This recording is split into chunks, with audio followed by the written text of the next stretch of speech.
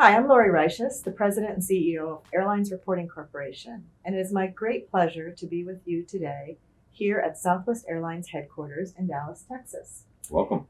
And Dave Harvey is our special guest today. Dave is the Vice President of Southwest Business, and he and his team are responsible for all the corporate sales programs, relationships, B2B distribution channel relationships and strategies. So it's a mouthful. It's a lot. He's got a lot on his plate. We're very excited to be with you here today in our episode of the Travel Connect virtual series. Yeah, Lauri, thank you for you and your team for joining us. It's so much fun just to be face to face after all this time, and you guys have been tremendous partners over the years. Thank you, Dave. I was sharing with Dave earlier that this is actually my first business trip for over a year.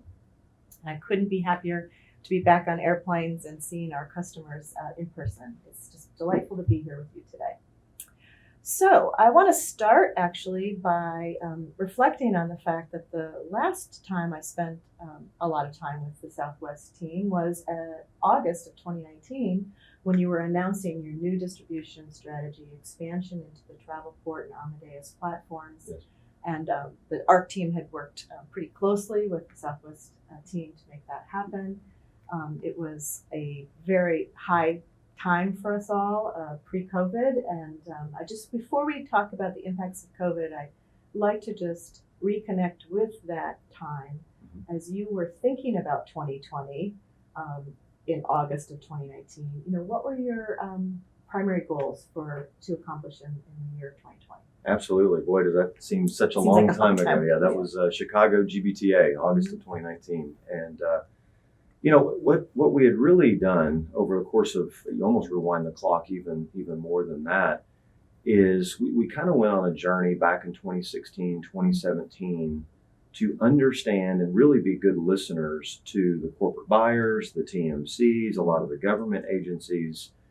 And if you think about our national network with all the great frequencies and point-to-point and loyalty and flexibility and all the great attributes, what are the things that we could be doing to better serve businesses and make it easier for them to choose Southwest, frankly? Mm-hmm. And to be candid, there was a long list of things we weren't doing well. So we added some thick skin on that listening tour, but it really did help refine our thinking about how we needed to come to the marketplace better. We hadn't made the investments that we needed to make over years or decades, for that matter. And one of the big pieces was around our distribution strategy. We had a wonderful Swabiz free booking portal that works great for certain customers. We were first to market with that Direct Connect API to plug into a lot of the online booking tools, and that worked great. But for many of these large, sophisticated travel programs, they needed more industry standard capabilities, i.e. they needed ARC ticketing and settlement, and they needed all of the capabilities that the full participation GDS would bring. So it really moved us down this path. If you think about Southwest, we are all about best service, lowest price. And then you think about the B2B space and the distribution space, well, we certainly weren't best service with some of the challenges, some of the friction that were out there. So we really pivoted and said, hey, this isn't a major deviation to the strategy, but we've got to be friendlier, got to be easier. So we are going to move down this channel of choice. So we want industry standard or industry leading channels across the board, whether it's the channels you're already used to using at Southwest or now making these investments down the GDS path. So that set us in motion. Travelport and Amadeus were our first two partners. I know we'll talk about Sabre here in a moment, but thrilled to get those across the line in 2019. And we've got another big milestone later this year. I thought it was so admirable the way Southwest took on this opportunity. The listening tours, I know that you spend a lot of time with agencies in particular, getting into their operations and observing firsthand what the process was like. And I know there's so many agencies that are really pleased with your decision and are anxious for those that are using Sabre, are anxious for getting those benefits soon. So we'll talk about that in a minute. So then, of course, COVID hits the industry. We've all talked about how difficult that has been. But I would like to just hear from you, what are you most proud about in terms of how Southwest Airlines dealt with the challenges that COVID introduced into our environment. Just, a little bit about, how you all navigated those challenges. Yeah, there's so much there. We're finishing up 2019, one of the best years in our history. We turned 50. This is our golden anniversary here, June 18th of this year, with the big 5-0 as a company. And on paper, 2020 looked like it was going to be even better. There was so much momentum out there. And then, of course, the world basically stopped. It was breathtaking. So thankful for our U.S. government stepping up with the payroll support and the stimulus, not just Southwest, but the entire industry would look dramatically different without that. But what I'm most proud of is Southwest before the pandemic is about our employees first. If you take great care of your employees, they're going to take great care of your travelers, your customers, and the financials come third. And that was the exact same model as we kind of sprung into action. Airlines, airports, the industry was deemed an essential business. We had to get first responders to the front lines. So we sprung into action to figure out I didn't even know what PPE was, and everything you need to do for cleanliness and distancing and health. But we sprung into action. How do you take care of our employees first? So then by extension, they can take great care of our customers and make sure we could keep people moving in that time. So we called it our Southwest Promise, still have it today, multi-layered approach. And I think it really has some of especially the leisure, but also some of the business. You are seeing folks that understand the planes are as clean, they're spick and span as they've ever been. The mask mandate, we jumped into the requiring masks before that was a cool thing to do. And now, of course, that's just the norm. It's standard. The HEPA filters, all the cleaning regimens, all that. So seeing the team kind of rally and figure out a way, and it was commercial and then partnering with ops and customer experience to make sure we ultimately deliver on that promise is a big word. We're not just that's not just a branding or a marketing. You have to deliver. So there's a lot of systems put in place to make sure we are delivering on that. And then we really built a lot of new muscles around capacity and how you're going to provide the supply and the seats, because we'd never seen anything like this. This dwarfed 9/11 or the Great Recession with the drop off in demand. And if you ask some of our network planning teams, ops planning team, if a paper exercise, could you do X, Y, Z and cut the network in half overnight? They'd say, you're out of your mind. There's no way we can do that. But they found a way. So just the ingenuity and being able to provide a core network that protected all the O&Ds from coast to coast, essentially all the O&Ds on a much skinnier footprint. And then if you think about the hot spots, this state was hot and demand would tank. Right. You started seeing some demand signals. So how do you go capture that and get some seats out there? So just all of the flexibility and the adaptability that the teams to kind of weather the storm. And now I'm just so thankful. It feels like we're about to turn the corner and you're moving out of survive to kind of stabilize. Right. Hopefully here by the end of 2021, going into 2022, we can get back to prosperity and start thriving as an industry again. Yes, I think we're all feeling the optimism of we've gone beyond the survival mode, and I think what you just described, the Southwest experience of doing things you never thought. If someone had said, hey, you guys are going to need to go figure out how to do that, you'd be like, it's impossible, but yet you did it, and this whole industry did it. And we are seeing so much sign of leisure recovery. Southwest Airlines has such a massive domestic market. Are you seeing recovery, kind of across that all those various markets equally? Are there certain areas that are doing, kind of leading the way? How are you seeing sort of the current signs of recovery? Yeah, right now it's good because it is a little bit more broad brush, but it hasn't been that way the whole time. So if I kind of go back to the back half of 2020, it's almost all leisure or friends and relatives kind of getting to loved ones or getting some of the frontline kind of essential travel. But predominantly where the demand was beaches and mountains. So you saw places like Florida and Colorado lead the way, where you had some places in the Northeast, California still much more on lockdowns, and it was a direct reflection. You could see it in the lack of demand. It is nice. You're seeing more and more states start to say, hey, from a state level, we're more open, and now they're going to push it down to kind of a local leaders to figure out what that means for them. You're seeing more corporate campuses. We were hearing from a lot of the corporates saying, hey, well, we're going to focus on post-Labor Day or post-4th of July. There's been just a flurry of action even in the last few weeks where here this spring or early summer, they want to get those headquarters or regional offices back open. So it continues to be leisure-led, and we're encouraged with what we see kind of in the spring and going into the summer. But some real nice green shoots kind of popping up here the last, call it 30 or 45 days in the business sector as well.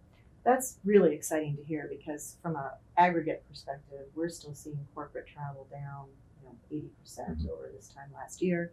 We just completed a survey of our largest agencies, and they are reporting to us that they don't believe corporate travel is going to recover in any significant way until 2022. Even some saying the latter half of 2022. So, if you're seeing some things that are a little bit different, that's really good news. Yeah, and I'd say that's absolutely fair, and we've seen that after 9/11 and the Great Recession as well, that the business sector, a lot of businesses are impaired, and they have to understand their planning cycles. Right now, so much of the energy for the programs is taking care of their employees, duty of care, rightfully so. How do I get them safely back into our offices? And then as an extension, what does that mean for the travel program? So, this fall will be interesting to hear from a lot of the corporates on what is their budget and what are their plans kind of going into 22. But I do think it'll take us a few years to kind of get back to pre-pandemic. Southwest, we were punching way below our weight. And now that we're expanding the sales team, we're growing our sales team again right now as we speak to try to provide better hospitality, better service, making all these GDS investments and other channel investments. So we're prepared to capture as much of that demand, or at least compete for as much of that business that is out there as it comes back. As it comes back.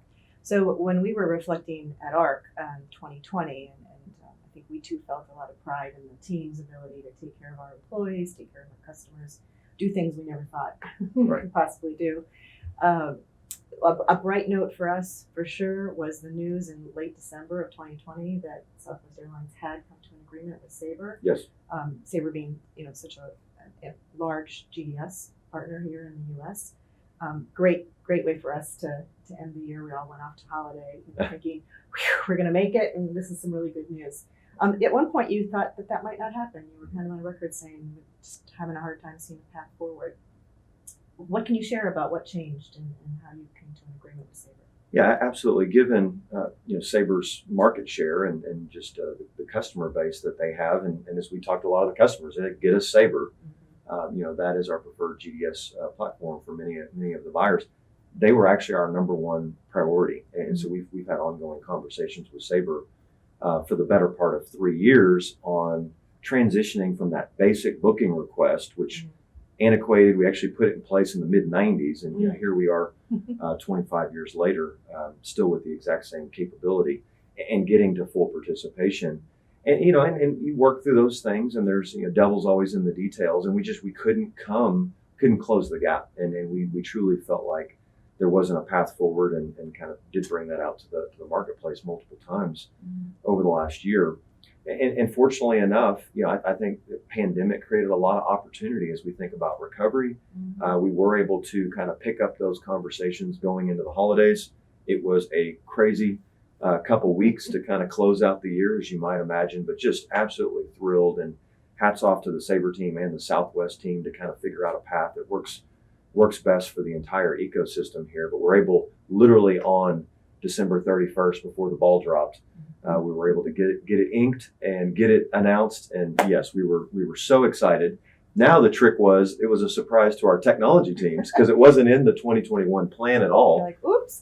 I think between getting Sabre implemented and then all the new CDC requirements, our technology team has had to turn over the portfolio multiple times, but they are doing an incredible job, and the work is progressing nicely. So we can't wait to bring that to the marketplace later this year. Yeah, we're absolutely thrilled, and like I said, a number of Sabre agents have told me even recently when or not told me, asked when. So what can you share about when this might become reality for those Sabre subscribing agencies?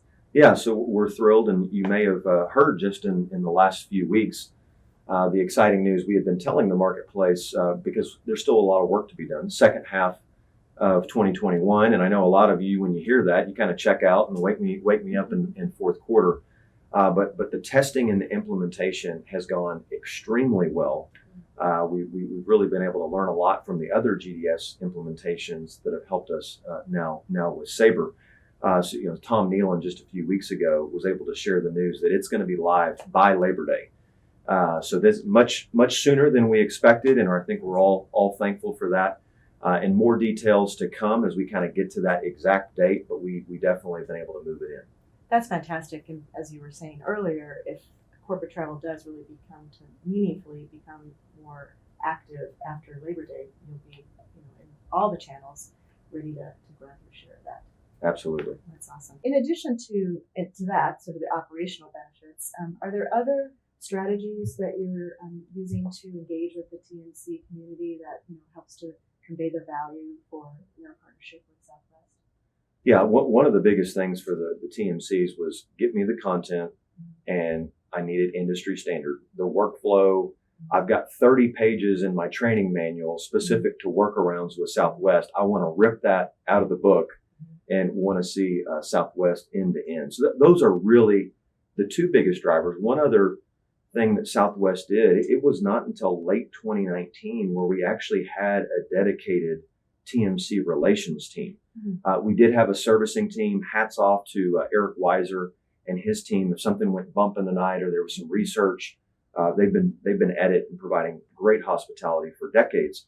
But we didn't have anyone in a strategic or proactive way that went out and managed that relationship. So Rob Brown and Eric Hall and Gordon Gunther, their teams were focused on the 75 largest, more business oriented, but we know a lot of the TMCs have a leisure component as well.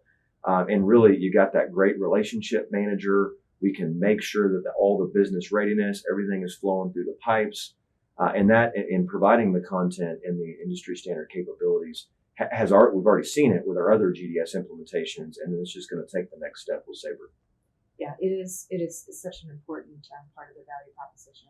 In addition, you're opening up a lot of new markets. You're giving customers and the agencies that serve them many more opportunities to provide some great options with Southwest. Talk to me about that issue. I'm seeing big aircraft orders. We're seeing many more markets opening up. Talk to us about what's happening there and whatever you can share about what's coming in the future. Yeah, it really just puts a little bit of spring in everybody's step. It's so exciting the expansion. So much of what is going on right now, I give all the credibility to Herb Kelleher, our Maverick founder. It was part of our DNA for 50 years that you had to prepare in the good times to do well in the tough times. Mm-hmm. So we've got a little bit of conservatism, but that gives us the financial strength and the balance sheet and the credit rating. And just so many competitive advantages that you can weather a storm like COVID, even as large as COVID. And a lot of times we do our best work in recovery or coming out of one of these downturns. And we really can accelerate and take the Southwest product and our brand to new customers. And so that's exactly what we're doing. If you think about our network and the cities that we serve pre-pandemic, demand dropped precipitously, and our two most precious assets are people and our planes, and we couldn't keep them moving. We couldn't keep them productive. Mm-hmm. So our network planning team always has this long roadmap of what's next. What city do we want to go take our product into next? So we were able. I can't believe it. So if you rewind from November of 2020 till the end of 2021, so call it 13 months, we'll have started service in 17 new markets. And there are a lot of beaches and leisures, the Colorado mountain towns, which did great this winter season, a lot of new Florida, South Carolina, Myrtle Beach. The bookings are out with a bang here. But for this community, a lot of the B2B community, Chicago O'Hare, and then we just started Houston Bush Intercontinental.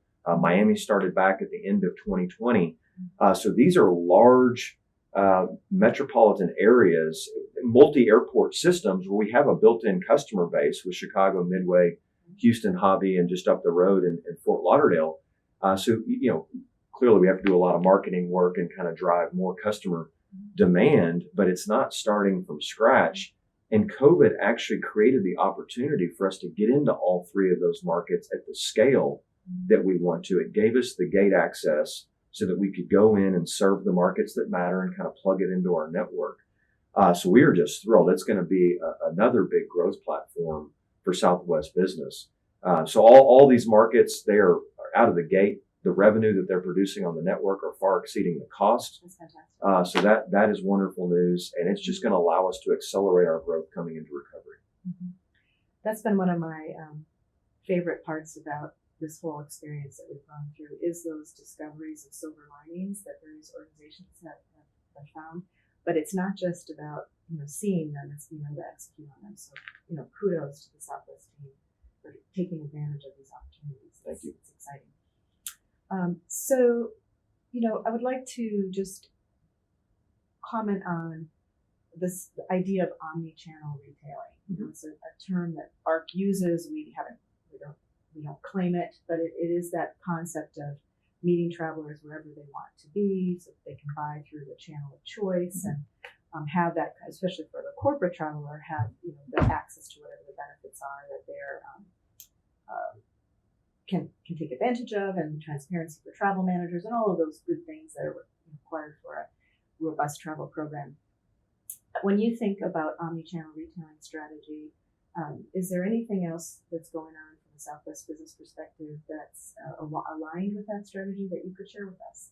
Well, that is absolutely our true north as well. We talk about channel of choice and omnichannel, not only booking, but also servicing is a big piece of our roadmap over the next couple of years. Maybe we're breaking a little bit of news here. We're so excited.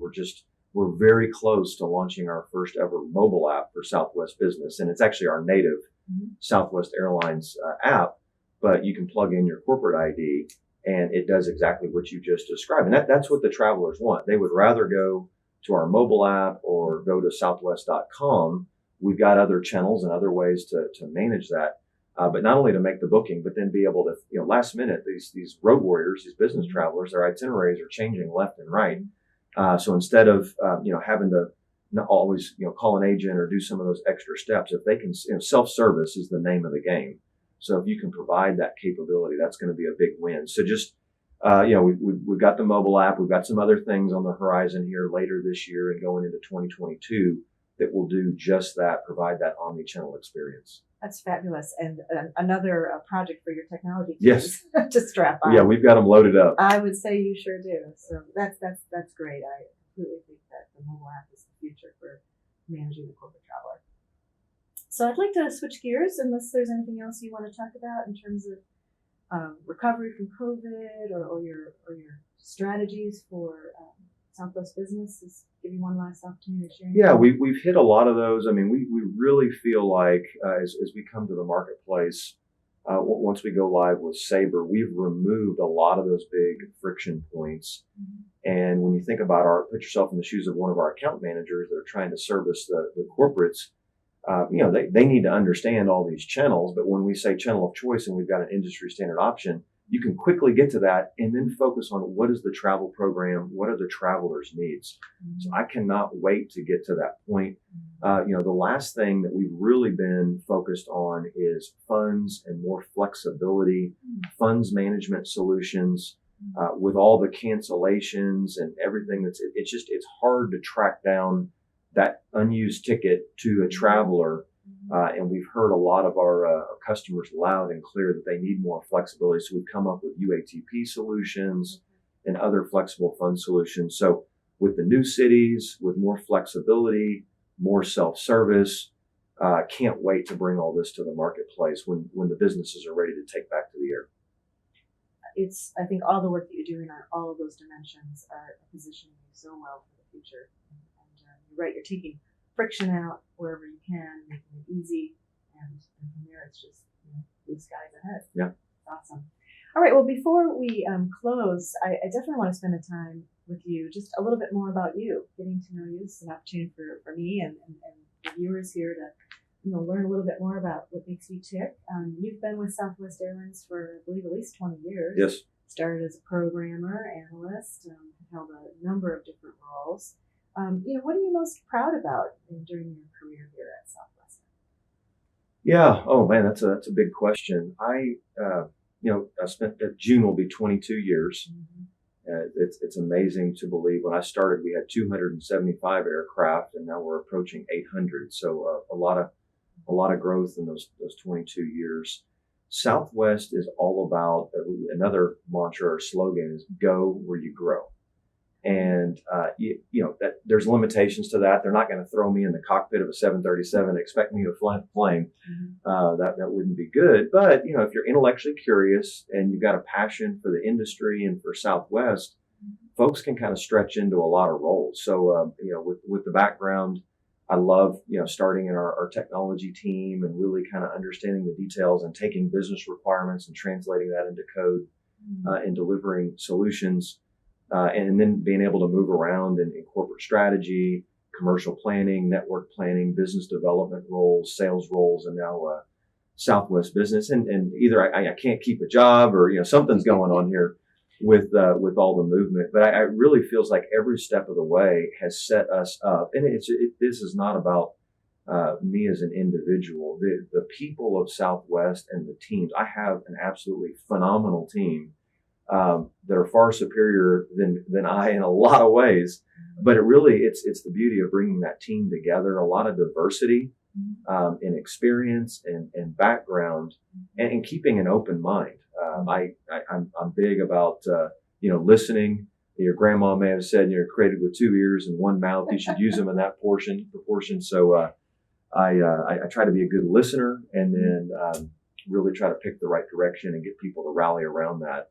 And it allows us to do some great things.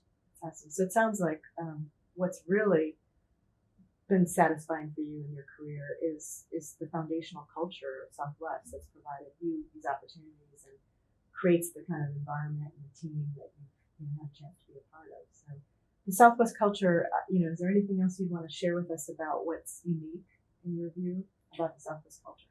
Yeah, it's not just lip service. I've been experiencing it for 22 years, and we are big on hiring for attitude, and we can train for skills. So if you get those right people in the door, and there's every once in a while somebody will make it through the gauntlet of our hiring process, and like these people are lunatics. I'm going to eject because it is very familial. We're huggers, we're kissers. So the last 12 months, the last 12 months have been very difficult. People genuinely want to hear, how did your weekend go?